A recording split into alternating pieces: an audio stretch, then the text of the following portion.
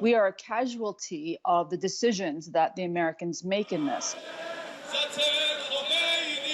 Experts are warning what happens next in the Middle East could threaten the safety of Canadians there, after Iran's supreme leader vowed harsh revenge for a U.S. rocket attack that killed a powerful Iranian general.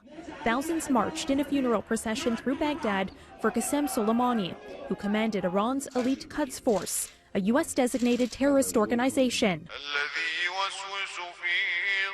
Some were there to say goodbye. Others to demand revenge.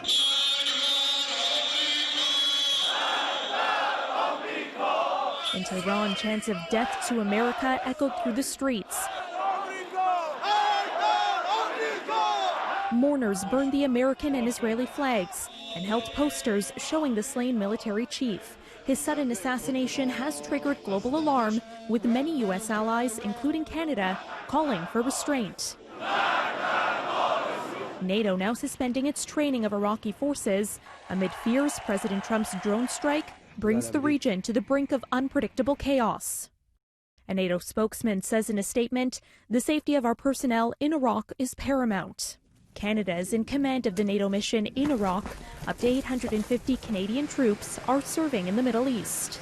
Bessma Momani is a professor at Canada's University of Waterloo and says with Soleimani dead, there are legitimate fears. Our troops are in harm's way, as the Americans have unfortunately also unleashed, I think, the wrath of fury amongst many hardliners that supported Soleimani. Momani says while some may cheer Soleimani's death, he was a hero to many Iranians. Soleimani's death will be avenged by Iranian hardliners. That is very dangerous for generally Western interests, including Canadian troops in the region, I believe, would be perceived, particularly by rogue elements, as targets. And that, of course, is something that we need to be very concerned about. Soleimani was among those killed when a U.S. drone fired missiles at the car he was in at Baghdad airport on Trump's orders. He was plotting attacks against Americans. The same U.S. strike also killing a leader in an Iranian-backed militia in Iraq.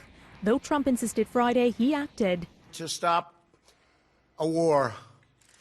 We did not take action to start a war. The U.S. is sending some 3,000 more troops to the Middle East as Washington prepares for possible Iranian strikes. We are stuck as, frankly, a middle power, not a superpower, that now has to be very careful in navigating ourselves in the region. The Canadian government is advising Canadians to avoid all travel to Iraq and is recommending those inside the country find commercial ways out as soon as possible. For City News, I'm Caryn Ceolin.